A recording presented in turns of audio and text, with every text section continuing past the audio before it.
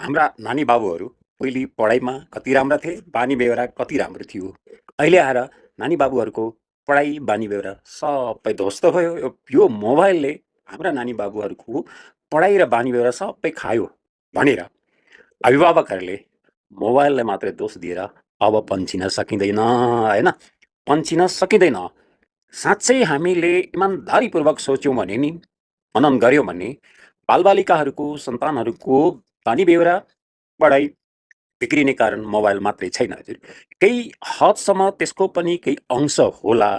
तर वास्तविक कुरा खोज्ने, यथार्थ कुरा खोज्ने हो भने नानी बाबुहरूको पढाइ बिग्रिनुमा हाम्रो पनि दोष छ, अभिभावकको पनि दोष छ। कस्तो दोष छ भने हजुर, हामी हाम्रा नानी बाबुहरूलाई पर्याप्त एकदम क्वालिटी टाइम दिन सकिरहेका हुँदैनौँ। काम काम काम भनेर सधैँभरि कामको पछाडि लागिरहेको कारणले केटाकेटीको बानीमा के परिवर्तन आइरहेको छ, अनि त्यस्तै पढाइमा के परिवर्तन आइरहेको छ, यतातिर सोच्ने हाम्रो फुर्सदै हुँदैन, होइन? कमाउनु पनि परिरहेछ, सँगसँगै कमाउनु पनि परिरहेछ, सँगसँगै हामीले उचित समय र हेरचाह नगरेको कारणले हाम्रा नानी बाबुहरूको नि भविष्य आधारै बिग्रिरहेको पनि हुनसक्छ।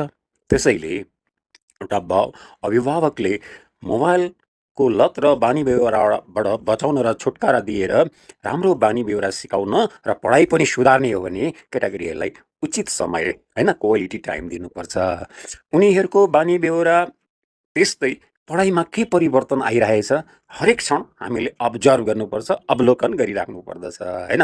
अब समय दिएको छु, मैले समय दिएको छु भनेर यस्तो कुराहरूमा ख्याल गरिएन भने हामीले दिएको समयको कुनै औचित्य हुँदैन, होइन? हेर्नुहोस् त हजुर, हाम्रा नानी बाबुहरू सानोमा बाबुआमा भनेर, मम्मी ड्याडी भनेर अगाडि पछाडि झुम्मिराख्ने है बालबालिकाहरू जब उमेर बढ्दै जान्छ, हामीभन्दा टाढा हुँदै जान्छन् र हामीले अभिभावकले उनीहरूलाई एउटा समय, उचित समय दिन नसक्दाखेरि तिनीहरू हामीबाट टाढा हुँदै हुँदै सबैभन्दा सर्वप्रथम साथीहरूको सङ्गतमा गएर फस्नुभन्दा नि अगाडि मोबाइलमा गएर फस्छ। किनकि अहिले त मोबाइल सर्वसुलभ छ, मोबाइलमा जे चिज पनि हेर्न पाइन्छ, सबैभन्दा पहिले मोबाइल चलाउन पाइन्छ। अनि मोबाइलको जब सुरुमा उनीहरूलाई एडिक्सन बन्दै जान्छ, लत बढ्दै जान्छ, त्यो घेराबाट, त्यो मोबाइलको घेराबाट बाहिर निक्लिन सक्दैनन्। त्यसैले यो मोबाइलले बिग्रिए मात्रै भनेर भन्नु सँगसँगै हामीले उनीहरूलाई उचित समय दिन सकेनौँ। अब हामी उचित समय दिएर उनीहरूलाई यस्तो लतबाट फसेर बानी बेहोरा नबिगारिकन पढाइ सफार्न, भविष्यको लागि आधार बनाउनको लागि हेर्नुपर्ने आवश्यक भइसकेको छ। धन्यवाद हजुर।